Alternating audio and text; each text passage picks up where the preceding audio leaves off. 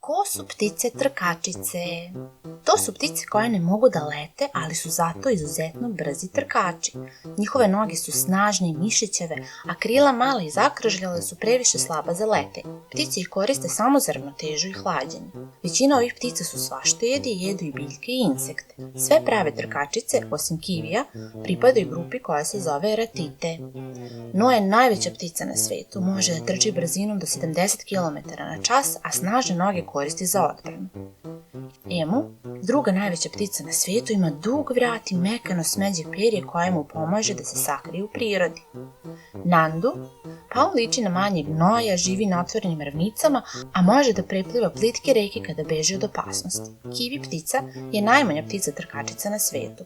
Iako trči, ne spada u grupu ratite jer se njena građa tela razlikuje dosta. Njen dugačak kljun ima nozdrve na vrhu koje koristi da bi pronašla hranu.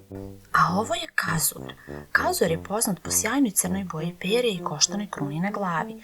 Ta kruna mu služi da se probije kroz gusto žbunje, a pomaže mu i da se lakše sporazume sa drugim kazuarima dubokim zvucima.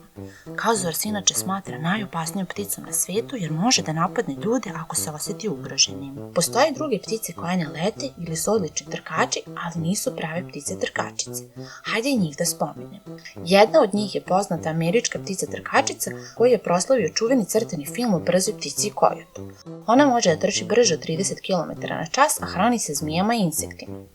Tu su i tinamu ptice koje mogu kratko da polete, ali to retko čine. Poznate su po tome što polažu neobično sjajna i šarena jaja.